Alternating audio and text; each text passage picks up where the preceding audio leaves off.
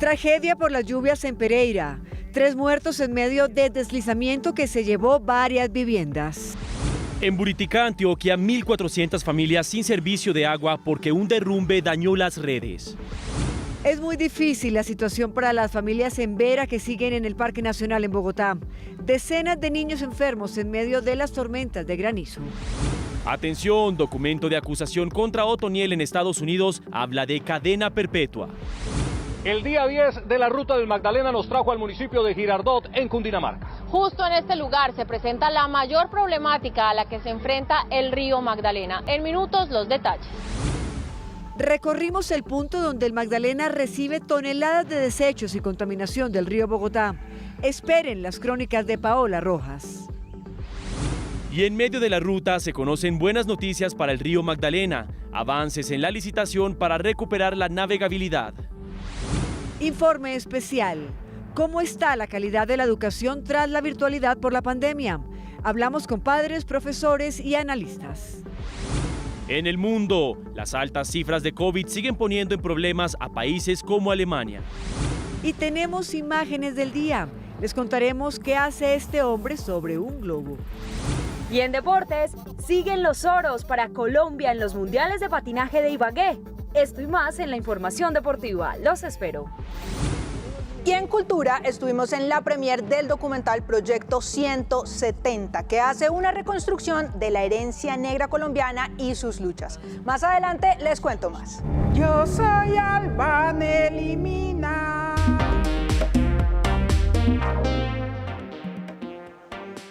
Hablamos de los estragos de las lluvias, porque hay situaciones de emergencia y calamidad en algunas regiones. Lamentablemente, un hecho trágico en Risaralda. En Pereira, el colapso de varias viviendas dejó 3 personas muertas. Varias casas del sector deberán ser desalojadas. Conectamos ya mismo con Mateo Jaramillo, periodista de la Radio Nacional, quien nos amplía la información. Son 1.473 las familias de Buriticá en Antioquia que no tienen en estos momentos servicios de acueducto a causa de las emergencias por las fuertes lluvias. Donde se presentaron varios deslizamientos, los cuales dejan sin agua, afectaron el acueducto dejando sin agua a 19 barrios y 3 veredas. La capital cacaotera de Colombia se encuentra incomunicada. En el sector de El Tablazo aún continúa maquinaria pesada intentando despejar la vía de rocas de hasta 20 toneladas. En estos momentos se encuentra maquinaria de la Unidad de Gestión de Riesgos a través de la Oficina de Riesgos Departamental. Se encuentra trabajando en el sector.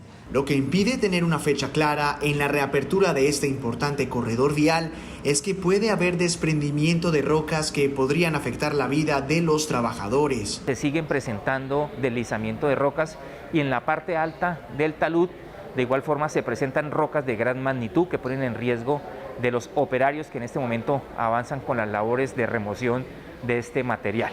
Son 40.000 habitantes afectados. El gremio turístico es uno de los más golpeados, ya que es fin de semana festivo y al parecer no habrá vía. Nos encontramos afectados en un 80% de nuestro comercio.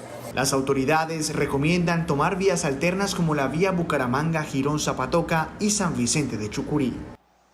Le hacemos seguimiento a la difícil situación que viven las familias en Vera que acampan, recordemos, en el Parque Nacional de Bogotá.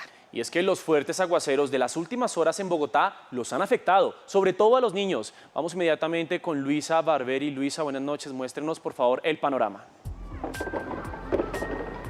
Mateo y Patricia, televidentes, muy buenas noches. Así es, yo los saludo hasta ahora del Parque Nacional, donde hace más de un mes esas comunidades indígenas llegaron a este lugar. Como ustedes lo mencionaban, la temporada de lluvias y el frío bogotano ha perjudicado especialmente a los 290 niños y niñas que están al sol y al agua. 26 han tenido que ser trasladados a centros hospitalarios por problemas respiratorios. Actualmente 4 niños y 2 adultos continúan hospitalizados. El seguimiento que ha hecho RTVC Noticias a la situación de los indígenas en Vera, ubicados en el Parque Nacional, ha permitido mostrar la difícil situación, en especial para las niñas y los niños. El 11 de octubre fuimos testigos de cómo temblaba de frío este niño. La situación se repitió en las últimas horas. 25 niños están enfermos y cualquier enfermedad, fiebre, gripa, el dosis, dolor de estómago.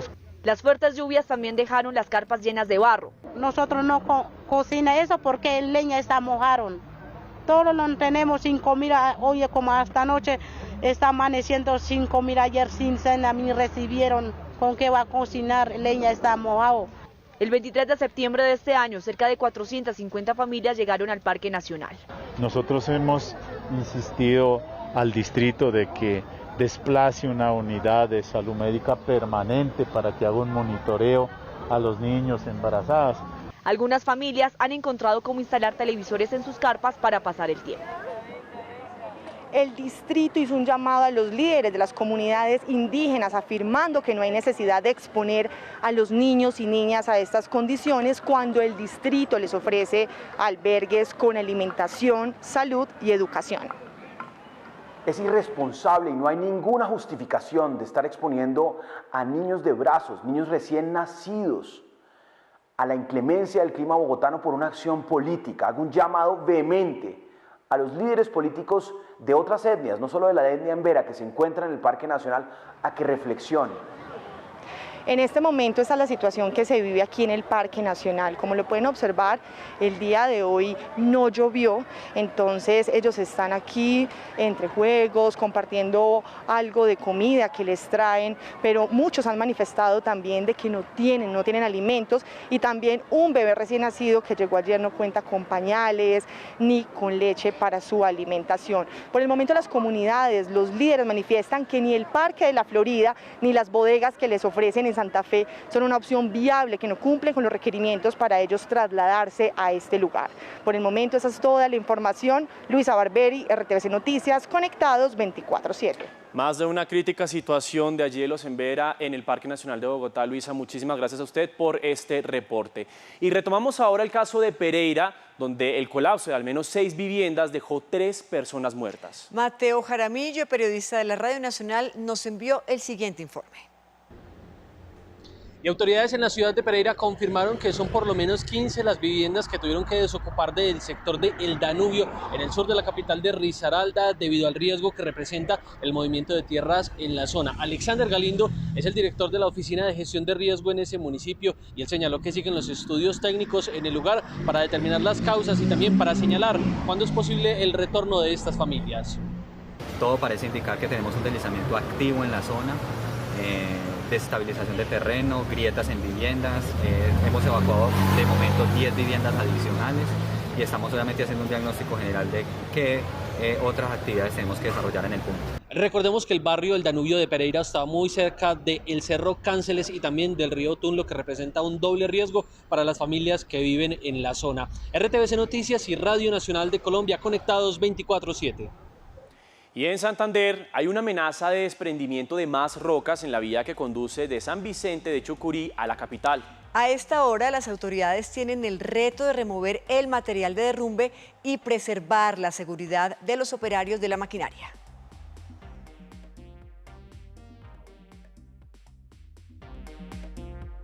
La capital cacaotera de Colombia se encuentra incomunicada. En el sector de El Tablazo aún continúa maquinaria pesada intentando despejar la vía de rocas de hasta 20 toneladas. En estos momentos se encuentra maquinaria de la Unidad de Gestión de Riesgos a través de la Oficina de Riesgos Departamental. Se encuentra trabajando en el sector. Lo que impide tener una fecha clara en la reapertura de este importante corredor vial es que puede haber desprendimiento de rocas que podrían afectar la vida de los trabajadores. Se siguen presentando deslizamiento de rocas y en la parte alta del talud de igual forma se presentan rocas de gran magnitud que ponen en riesgo de los operarios que en este momento avanzan con las labores de remoción de este material. Son 40.000 habitantes afectados. El gremio turístico es uno de los más golpeados, ya que es fin de semana festivo y al parecer no habrá vía. Nos encontramos afectados en un 80% de nuestro comercio. Las autoridades recomiendan tomar vías alternas como la vía Bucaramanga-Girón-Zapatoca y San Vicente de Chucurí. Y vamos ahora a Buritica, en Antioquia, donde más de 1.400 familias están sin servicio de agua tras un deslizamiento que afectó las tuberías de más de 10 barrios. En esta segunda temporada de lluvias, 20 personas en Antioquia han perdido su vida en medio de desastres naturales. Son 1.473 las familias de Uriticá en Antioquia que no tienen en estos momentos servicios de acueducto a causa de las emergencias por las fuertes lluvias. Donde se presentaron varios deslizamientos, los cuales dejan sin agua, afectaron el acueducto dejando sin agua a 19 barrios y 3 veredas de este municipio. En uno de los deslizamientos quedó atrapado un camión de la policía con explosivos y material de artillería que es custodiado por el ejército. También hemos contado con el apoyo de la Secretaría de Infraestructura Física de la Gobernación de Antioquia, quien coordina todas las acciones para sacar adelante, para habilitar nuevamente las vías en este municipio. En Amagá, al menos 20 viviendas resultaron afectadas en 9 veredas de esta zona por las lluvias. Donde se presentan movimientos en masa, inundaciones y avenidas torrenciales. Según el DAGRAN, en lo que va del año, 20 personas han fallecido por estas emergencias, 5 de ellas menores de edad.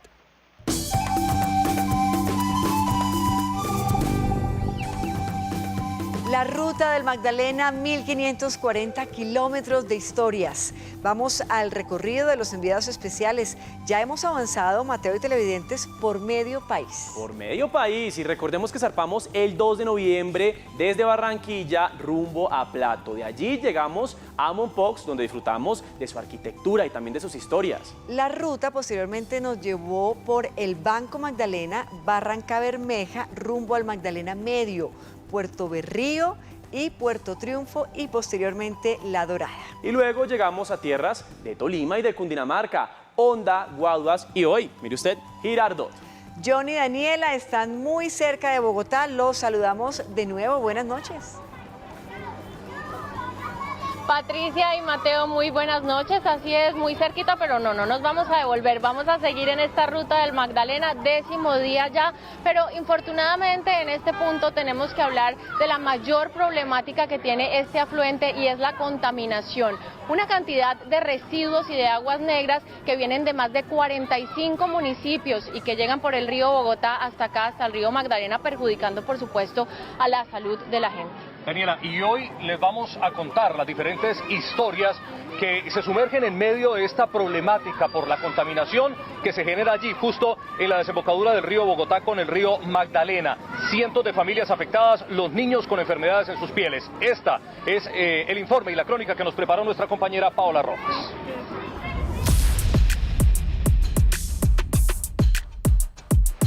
Esta mancha oscura, densa y cargada de contaminantes que ustedes están viendo no es más que el río Bogotá, o lo que queda de él, cayendo en brazos del protagonista de nuestra travesía. El río más importante de Colombia, el Magdalena. En este punto de la desembocadura, a la altura de Girardot, el gran río Magdalena recibe uno de sus más letales golpes.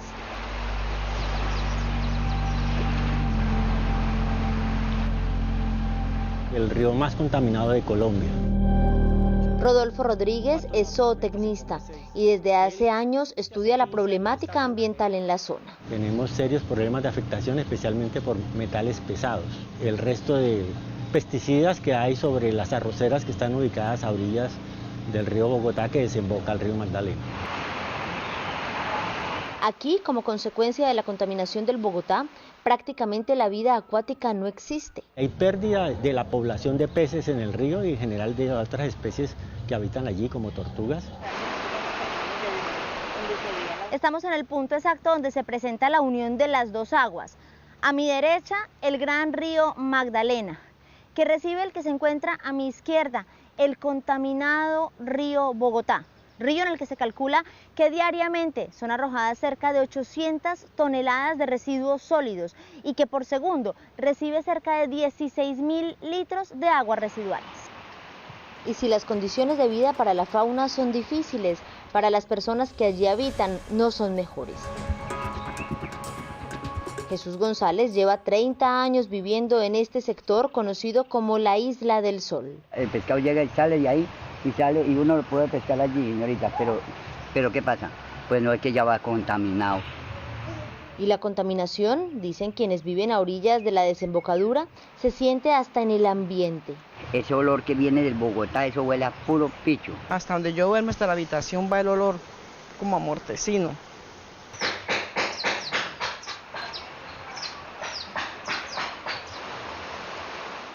Elvira Molina llegó a este sector hace tan solo 8 meses. A toda hora con gripa, mucha rasquiña. Y según cuenta, ella y su nieto han sufrido las consecuencias de las aguas negras. Un brote, vea, un brote que le sale a uno, eso le da mucha rasquiña a uno. ¿Y en las nalgas, por todas partes, parece que tuviera uno ají en el cuerpo. Mire cómo está el niño, mire, de esa rasquiña, mire. Tiene ¿Y eso es por los moscos que lo pican? Por los moscos, yo no sé qué será, pero mire, eso es una rasquiña terrible este niño. Y es que en este punto el Magdalena recibe los vertimientos de 45 municipios y cerca de 10 millones de habitantes. ¿Hay mucho mosco? Demasiado zancudo ese mosco jejen, de chiquitico, ¡ay! Hartísimo. Pero los problemas no son solo de salud. En esta zona de la desembocadura, las fuentes de ingresos son prácticamente nulas, ya que pescar es casi un milagro. Ni los patos, porque los patos comen pescado, todos los días hay los patos. Hay una mala de patos. Ya no hay ni patos ni pescado. No, hasta eso se va acabando. El reto de la CAR, entidad encargada de la descontaminación del río Bogotá, es devolverle la vida a estas aguas. Un trabajo que ya empezó y que a la fecha ha permitido retirarle cerca de 8 millones de toneladas de basura.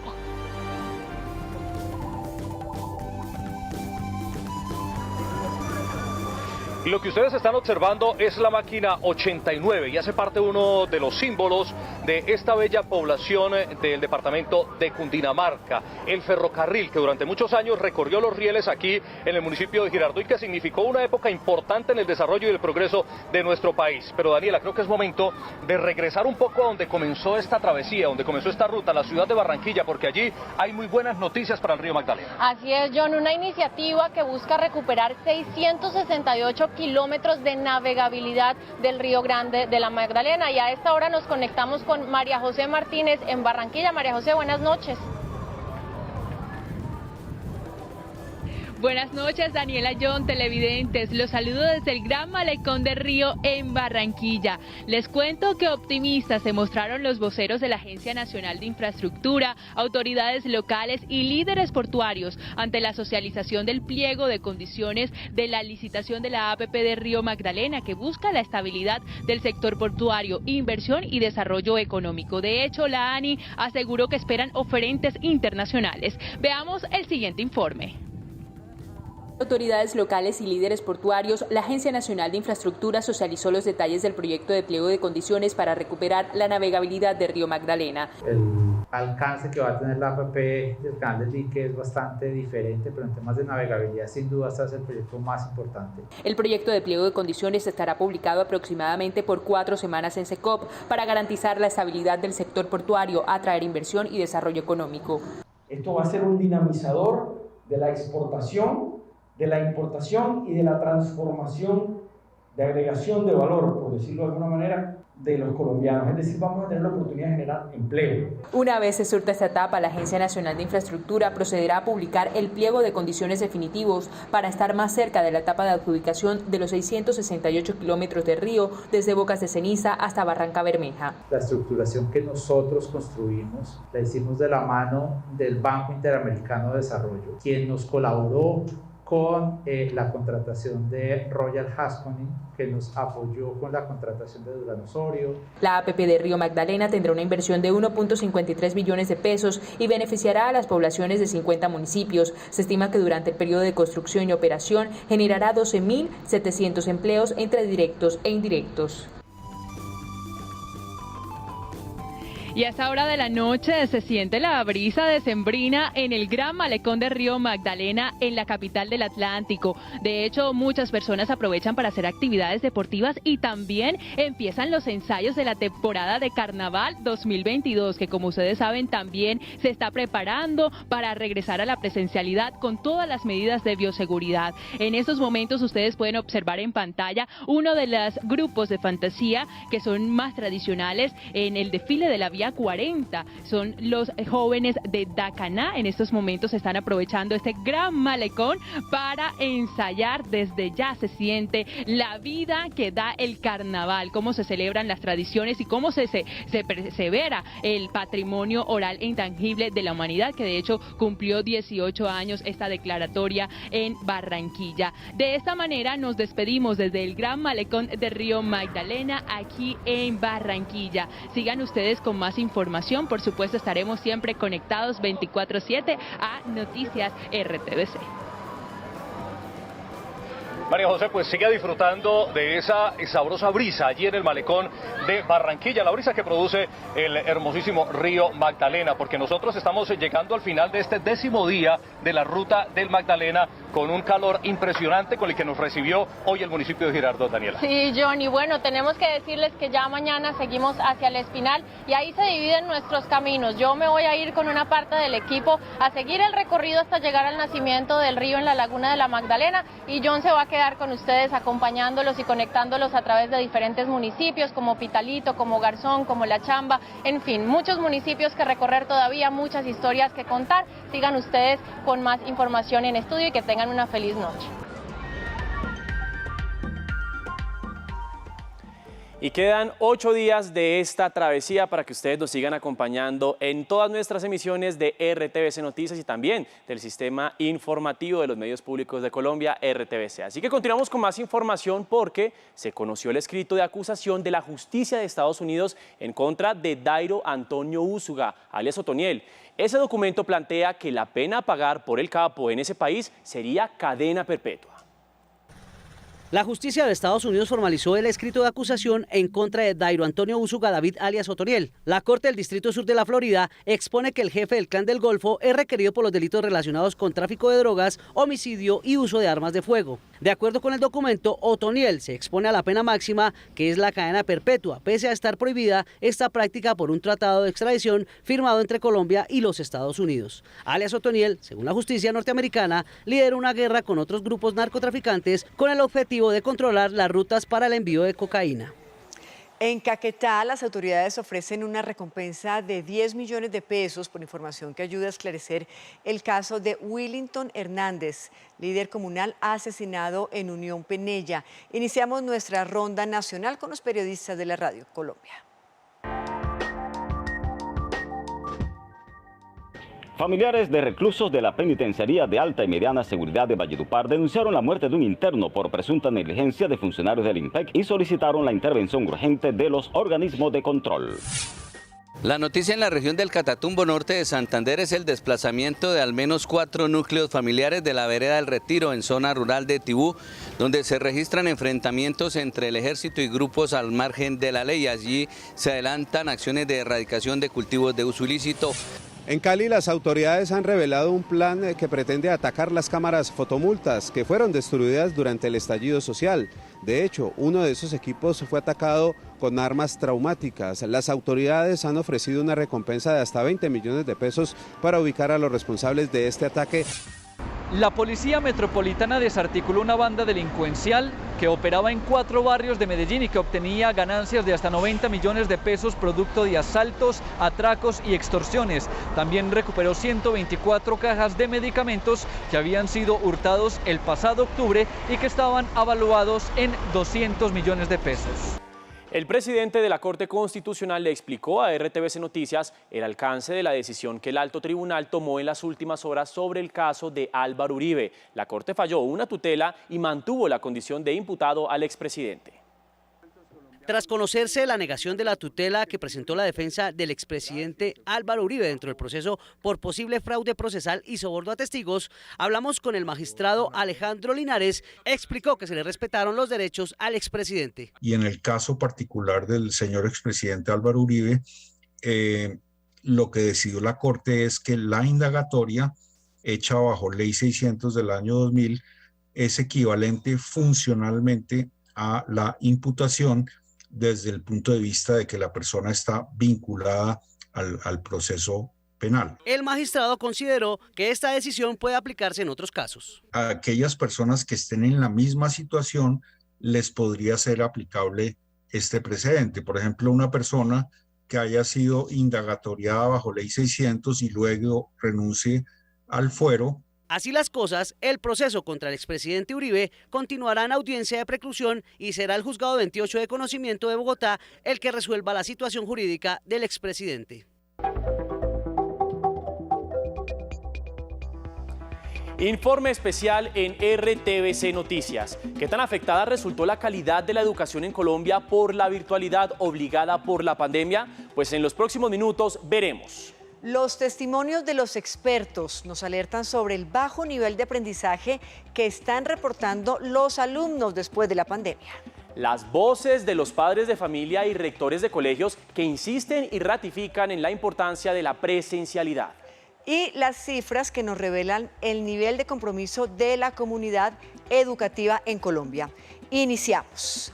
Los niveles de enseñanza y aprendizaje de los estudiantes en medio de la pandemia cambiaron, aunque los análisis en profundidad están por hacerse. Para algunos expertos ya es claro que los métodos virtuales no fueron suficientes en todos los casos.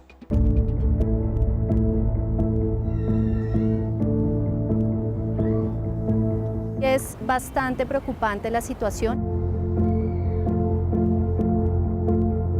En diciembre de 2019, este titular encabezaba la primera página de los principales diarios del país. En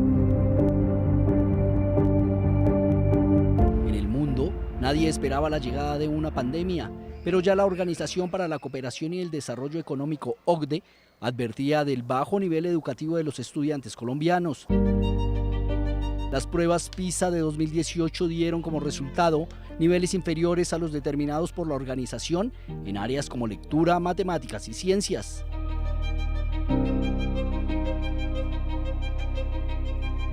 Las repentinas condiciones que en marzo de 2020 obligaron a cambiar la forma de educar a los niños y adolescentes en Colombia y en el mundo hicieron que el nivel de conocimientos de alumnos de primaria y bachillerato siguiera en descenso. Hay un estudio de la OECD que dice que el año pasado fue un año perdido, no solamente por lo que se dejó de aprender, sino por los retrasos que tuvieron los estudiantes en algunas de las áreas.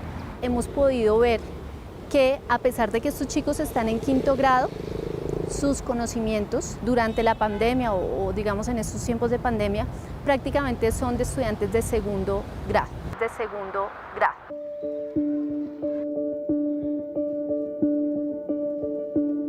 Colombia está considerado como uno de los países que menos tiempo tuvo abiertas las escuelas y colegios durante la pandemia y además, con el método virtual, era muy difícil saber si los estudiantes realmente estaban recibiendo su clase. Algunos de los estudiantes a nivel mundial aparecían conectados, pero uno no sabía si estaban conectados. Aparecían conectados virtualmente, pero desconectados en su atención y concentración. Factores relacionados con el comportamiento y bajo compromiso de los estudiantes al no tener la supervisión de sus profesores sumaron para que después de la cuarentena la crisis se agudizara. Sí se han encontrado un poco más de actitudes de retraimiento, actitudes de pérdida un poco de la interacción con los otros, que se tendrá que ir recuperando, pero es muy valioso el volver a la escuela, volver al aula. El más reciente informe de la Fundación Corona dice que en 2020 la inasistencia escolar alcanzó un 16.4%, situación que se sintió más en zonas rurales en donde el porcentaje tocó niveles de hasta el 30%. Los niños pues no aprenden de manera igual con una tableta, un computador o con guías, como ocurrió en muchas circunstancias del país, que teniendo, digamos, la interacción permanente y continua de los profesores. La deserción escolar en Colombia es grave.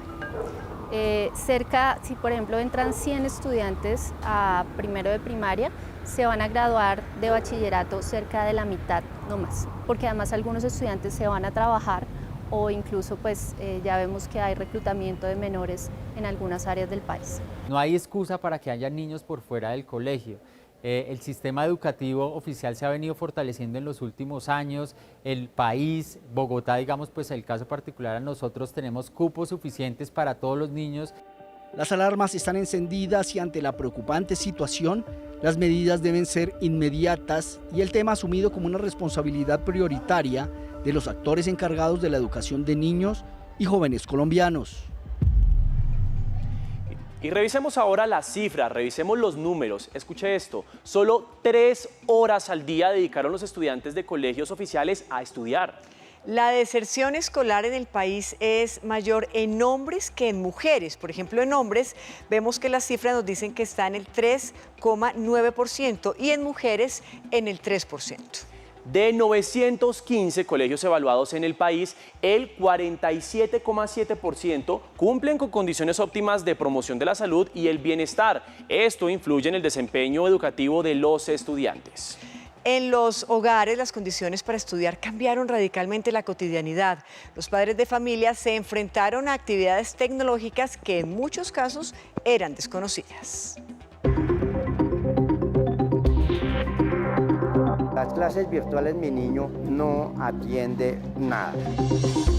Empezaba a escuchar música, a ver videos. No hacían lo que deberían hacer como estar en el colegio. Estos padres de familia están preocupados, algo sospechan. ¿Tanta virtualidad sí será buena? ¿El computador logró más dedicación en los estudiantes que la presencia del profesor? ¿Será prevención de los papás? ¿O la malicia sigue vigente y está funcionando? No hay una enseñanza realmente que ellos cojan bien el trabajo, que ellos cumplan un horario de sentarse, que ellos cumplan un horario de pronto de levantarse, de su alimentación, de su descanso. Es difícil porque ellos no van a trabajar igual que en un colegio. En ese caso de las clases virtuales mi niño no atiende nada. Él es el niño muy hiperactivo y él no atiende, él toca es estar con la profesora al pie. Lo que hacía era prender el computador y empezaba a escuchar música, a ver videos, a chatear con los amigos, menos lo que realmente necesitaba, que era asistir a su clase. Entonces fue un proceso bastante caótico con él, que se vio reflejado pues en las notas. Y tú me dices que quieres como algo con un género específico que es el rap y una poesía.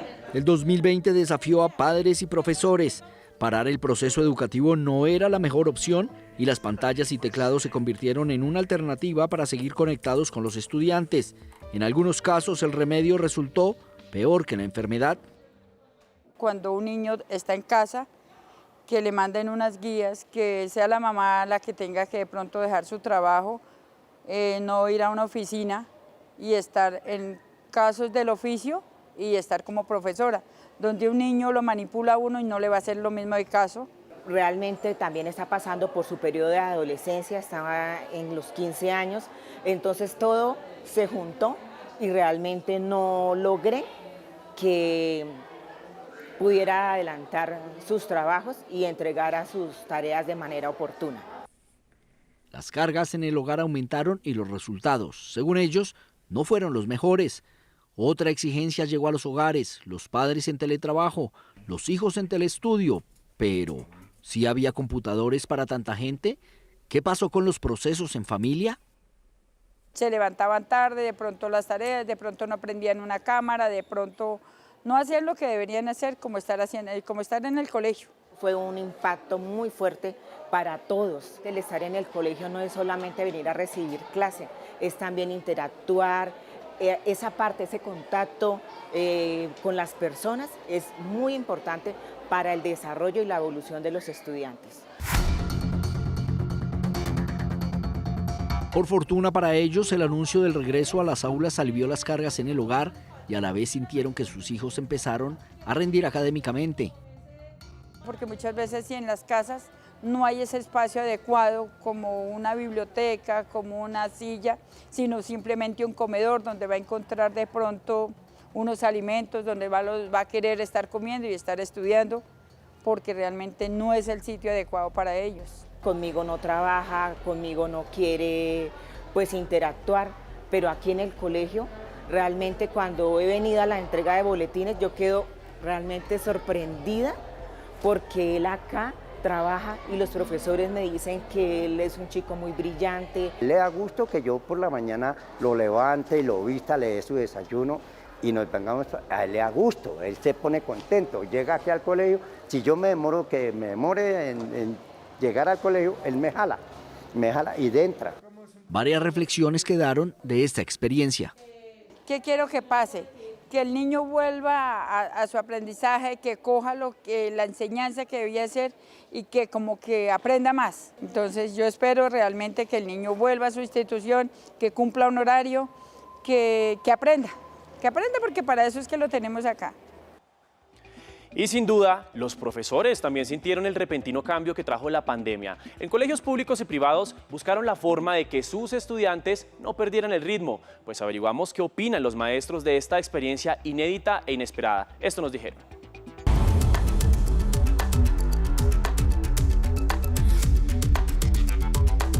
Es el momento, no hay que esperar más. Adelantar cuaderno, ponerse al día y actuar con rapidez. Recuperar el tiempo perdido y llegar a niveles óptimos en educación básica y media es una prioridad. Así lo entienden rectores y profesores de colegios públicos y privados que, como actores principales de la educación, entienden las barreras de las nuevas formas de educar. Creo que hubo factores suficientemente reconocibles que hicieron que los estudiantes enfrentaran a barreras del aprendizaje. El primero, que la mayor parte de las comunidades de aprendizaje son niños, niñas y jóvenes del sector público, no contaba con tecnologías de la información y la comunicación que permitieran un enlace y una accesibilidad a las diferentes actividades que los colegios proponían. Yo pienso que la presencialidad sí les hace más falta. ¿Por qué? Porque es que nuestros niños no solamente aprenden la parte académica, aprenden a convivir con otros seres humanos. Pierden esa timidez, comienzan a mirar, a interactuar, al menos nosotros los vamos a conocer cómo son cada niño. Pero dentro de la virtualidad muchos de los estudiantes no prenden la cámara, entonces uno realmente no sabe cómo está ese niño. Cada clase tiene su enlace. Hoy hacen esfuerzos, son conscientes de los retos que tienen y de que la tecnología ahora debe ser una aliada en el proceso de formación.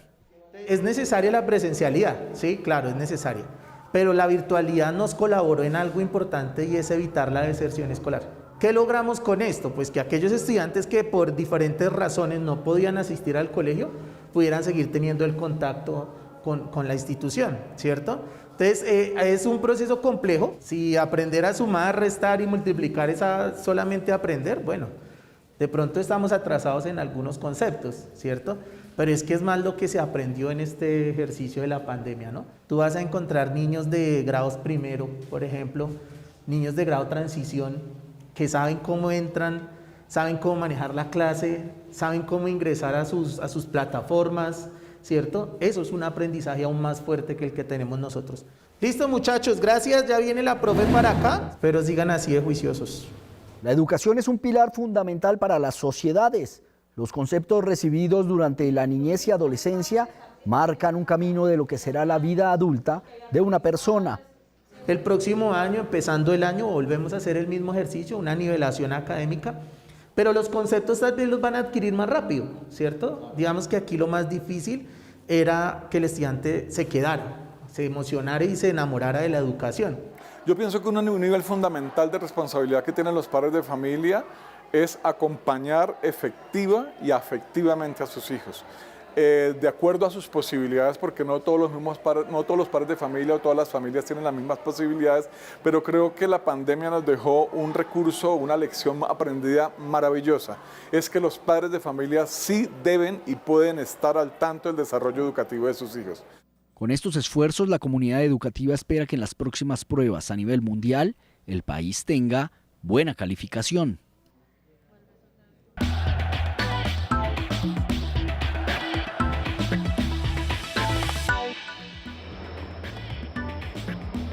Muy buenas noches, bienvenidos a la información deportiva, qué alegría saludarlos. Y empezamos hablando de patinaje, porque a Colombia le está yendo muy bien en el Mundial de esta disciplina que se está disputando en Ibagué y que ustedes han podido disfrutar gracias a las transmisiones de Señal Colombia. Pues bueno, les cuento que ya la delegación tricolor suma 26 preseas doradas. Vamos a ver cómo estuvo la jornada hoy en patinaje de ruta.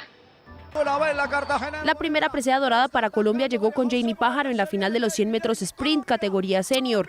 Valeria Rodríguez fue el bronce. Estoy súper contenta, la verdad era una prueba que estaba dura porque bueno, habían corredoras nuevas y experimentadas a la vez como era Rodri y Moya, pero mantuvimos el nivel, la tranquilidad y pues se ratificó lo de hace 2 años. El español Joseba Fernández ganó en la misma prueba rama masculina, en la que el colombiano Steven Villegas fue plata. Significa mucho porque los últimos años de mi carrera deportiva han estado marcados por las lesiones, ha sido muy difícil. Obviamente no soy el único y todos los que competimos a este nivel sabemos lo que es. María Camila Carmona y Mariana Chaparro lograron la medalla de oro y de plata en los 10 kilómetros puntos categoría junior, la misma en la que Juan Jacobo Mantilla se coronó campeón dándole a Colombia su tercer título mundial de la noche. Y de nuevo la dupla de oro, Luz Karime Garzón y Gabriela Rueda, le dieron a Colombia medalla de oro y plata para cerrar la noche con broche de oro en los 15 kilómetros eliminación. 4 títulos más para Colombia en estos mundiales de patinaje que irán hasta el próximo sábado. Y la colombiana Valentina Castillo se coronó campeona mundial de Jiu-Jitsu en la categoría de más de 70 kilogramos. Y con esto nosotros los invitamos a hacer un repaso por el mundo deportivo en donde los colombianos siguen brillando. Valentina Castillo ganó la medalla de oro después de vencer a las representantes de México, Emiratos Árabes y Hungría en la modalidad Neguasa de Jiu-Jitsu, que consiste en ganar por sumisión con un bloqueo en las articulaciones, estrangulación o sumando puntos por derribos y control sobre el rival en un periodo de 6 minutos. En el combate ante la representante de Emiratos Árabes le bastaron únicamente 48 segundos para conseguir la victoria, mientras que en el último enfrentamiento ante la húngara Teresa Sousa sí requirió los 6 minutos para que el juez le otorgara el triunfo y certificara la medalla de oro para Colombia.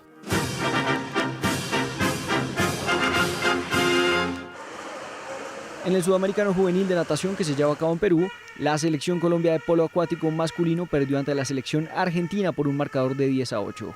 En la rama femenina de polo acuático, Colombia cayó ante las albicelestes 12-6. Mañana ambas delegaciones cafeteras jugarán por la medalla de bronce.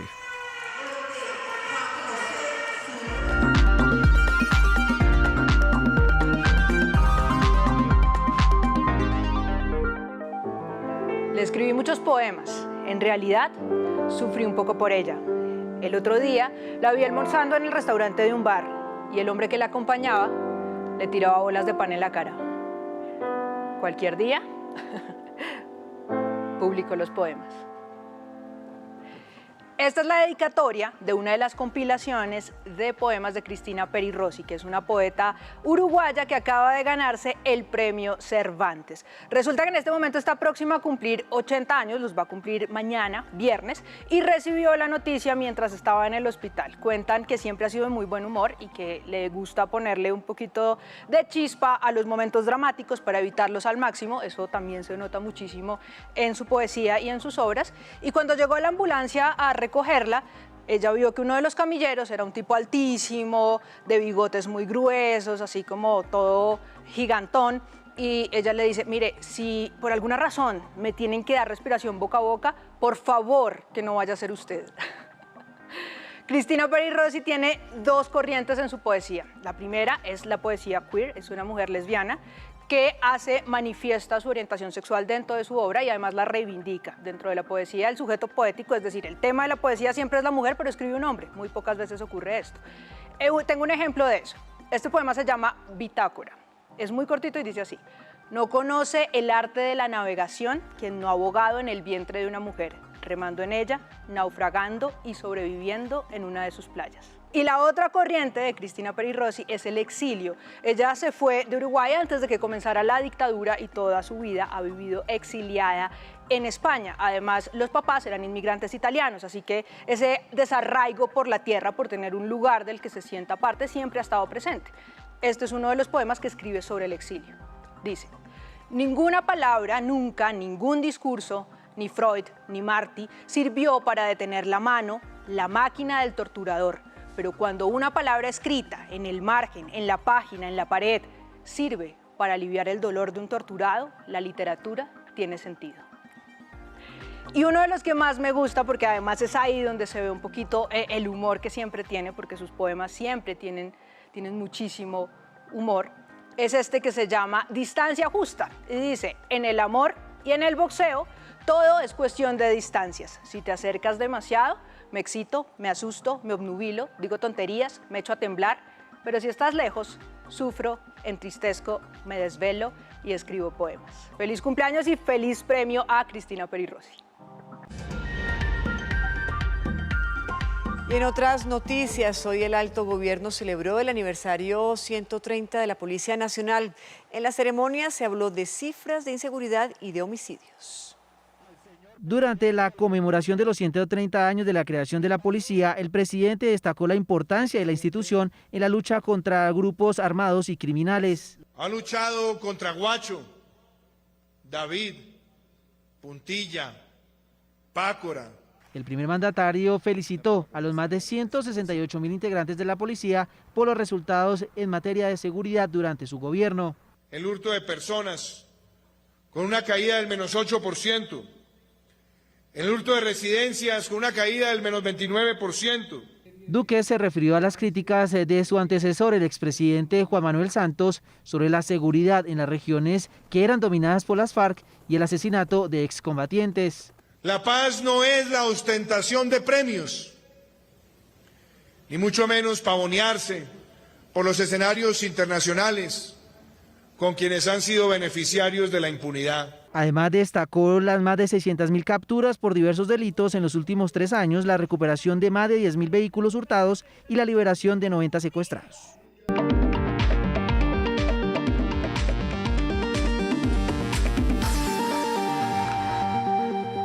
Hoy se conoció que el grupo Nutresa, el conglomerado que produce alimentos, podría cambiar de dueño. El grupo económico Gilinski hizo una millonaria oferta para la adquisición accionaria.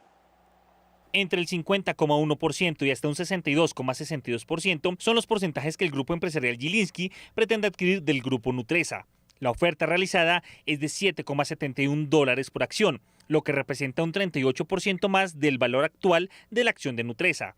Esta oferta se conoce en el mundo bursátil como una oferta pública de adquisición hostil. La razón: se desconoce si Nutresa estaba a la venta y, principalmente, porque el monto accionario obliga a los compradores a tener una autorización de la Superintendencia Financiera. Nutresa es conocida como la joya de la corona del GEA, Grupo Empresarial Antioqueño. Bajo esta sombrilla empresarial están marcas muy cercanas a los colombianos como la Fábrica Nacional de Chocolates y Colcafé, entre otros. La acción en la Bolsa de Valores de Colombia en Nutresa fue suspendida en medio de este negocio que depende de una decisión de accionistas.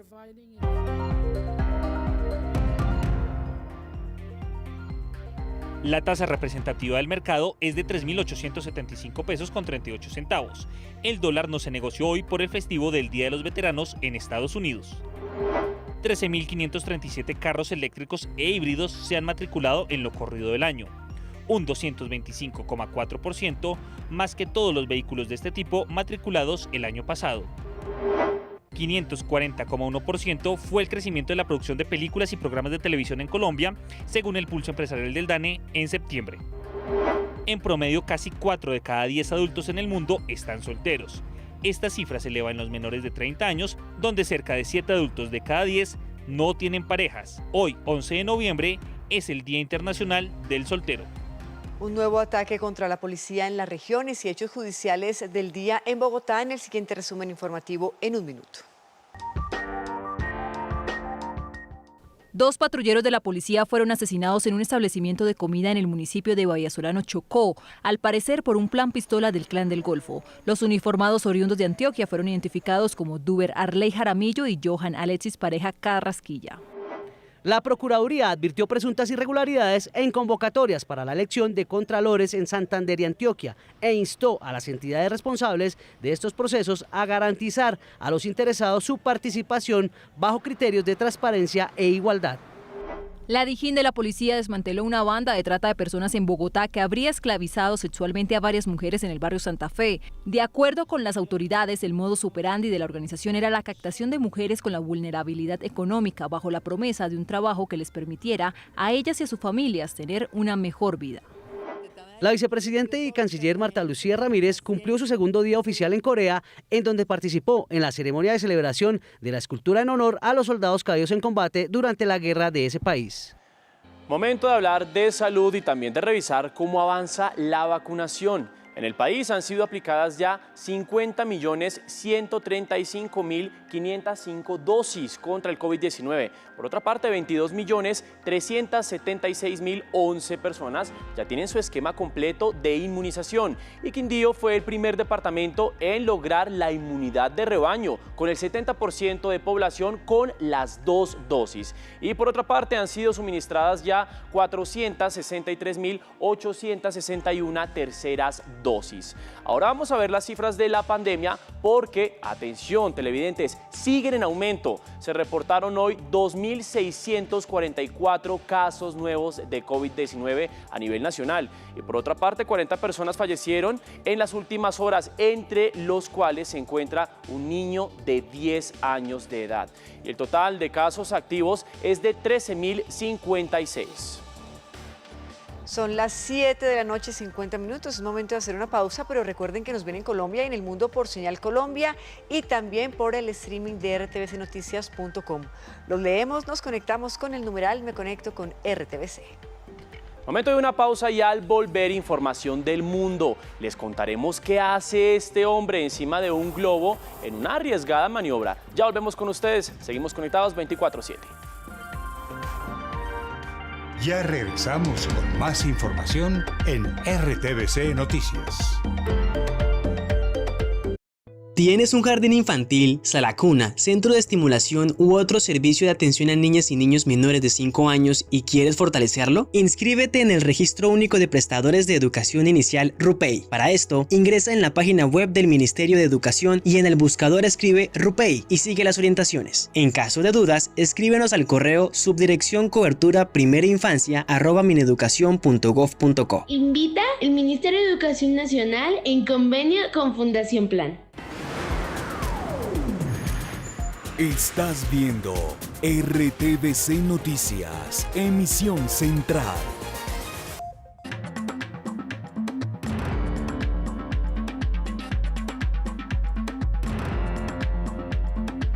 Y en Noticias del Mundo les contamos que empezó la recta final de la COP26 y las negociaciones en Glasgow se encuentran en este momento decisivo.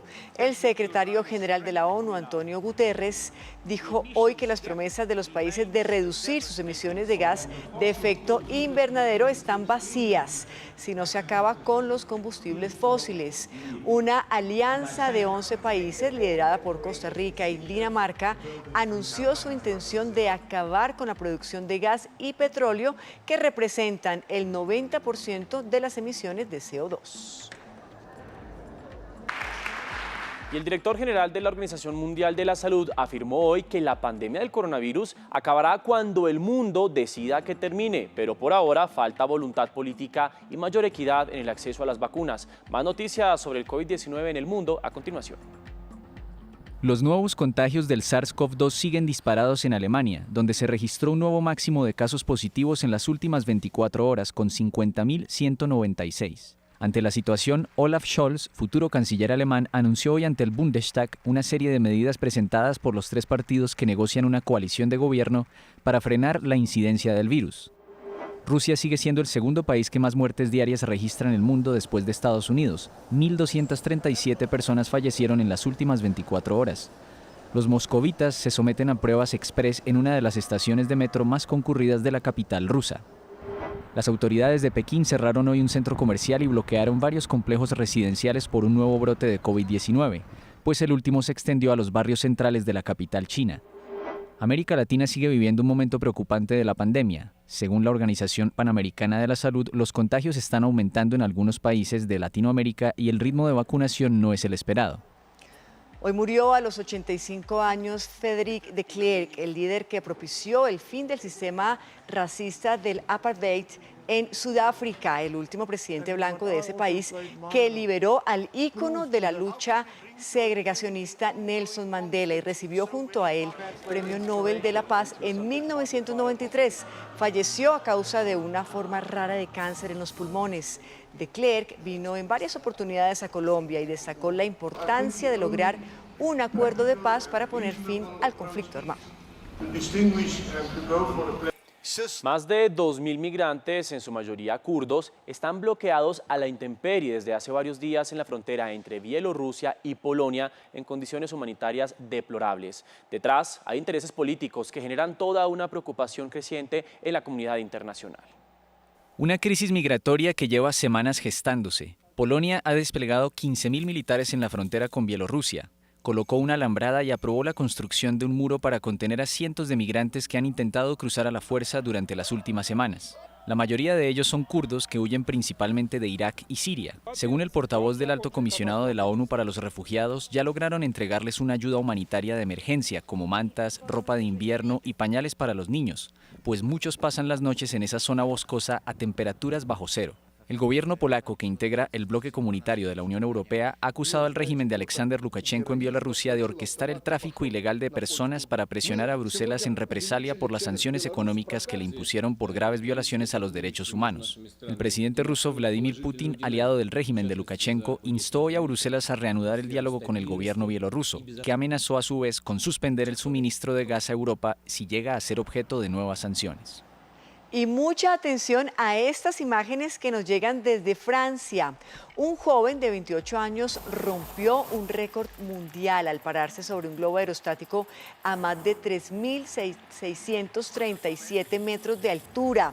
Remy Auvra se paró en la parte superior durante 1 hora y media y su padre dirigió el globo aerostático en este temerario acto que fue parte de una campaña de beneficencia en el oeste de Francia.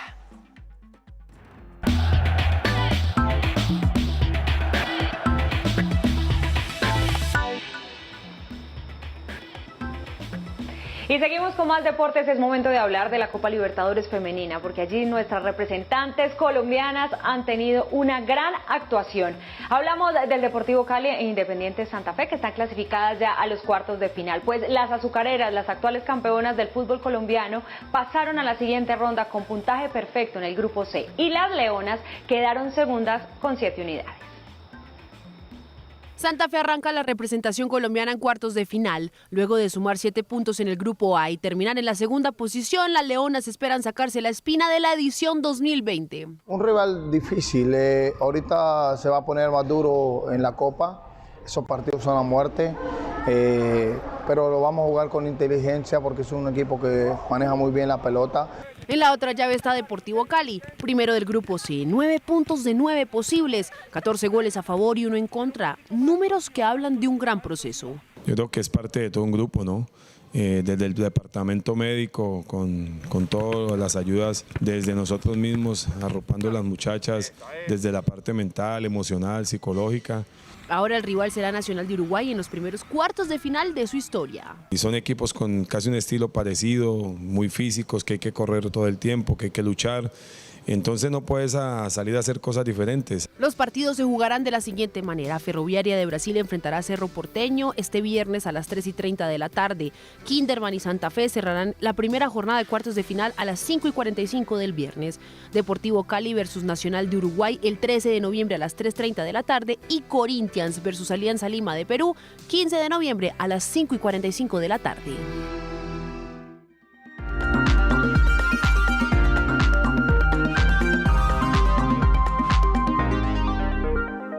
Una de mis grandes dudas existenciales es por qué sabemos más de la abolición de la esclavitud en Estados Unidos que en Colombia. Si a uno le dicen Martin Luther King, uno lo asocia por allá con algo, de pronto se acuerda de Tengo un sueño y todo este rollo de la libertad, pero si por ejemplo le dicen Ben Cosbiojó, uno no tiene ni idea.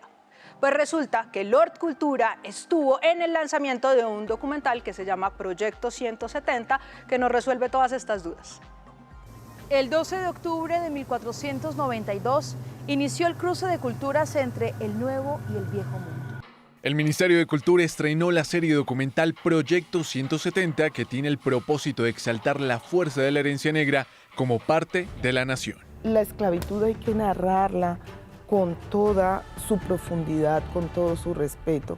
Reconstruye fragmentos decisivos de la historia afro en Colombia, como la llegada, el tráfico y comercialización de esclavos hasta 1851, cuando el presidente José Hilario López firmó el decreto de abolición de la esclavitud. Es una serie documental de 6 capítulos que relata las luchas, enfrentamientos y la historia de batalla de quienes lograron la abolición de la esclavitud. Nací en Puerto Tejada, departamento del Cauca, y durante toda mi vida he estado inquieta por conocer los orígenes de quienes triunfaron ante la esclavitud. El documental es narrado por la periodista Mabel Lara junto a las voces de expertos, en donde se conoce el doloroso episodio de más de 12 millones de personas capturadas de manera inhumana por traficantes. A los hombres métanlos en la bodega, amarrados a palos. Las mujeres entre los puentes y las que tengan niños en la cámara del timonel. Yo creo que ese es el encanto de esta serie documental, que lo que quiere hacer básicamente es abrirle los ojos al resto de colombianos y decirle o recordarle al resto de colombianos que ustedes también son pueblo afro, que esta nación se construyó gracias a los hombros de mujeres y de hombres que ayudaron a sacar adelante esta nación. Voces de historiadores en Francia, México, Uruguay, Argentina y Colombia permiten dibujar una línea de tiempo que visibiliza la lengua, la comida, la política y la cultura.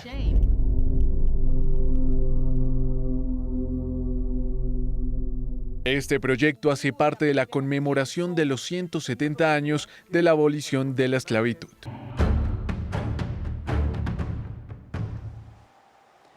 Como siempre, a ustedes, muchísimas gracias por acompañarnos en nuestra emisión central de RTVC Noticias. Recuerden que somos el noticiero de las regiones, conectados 24/7. Feliz noche.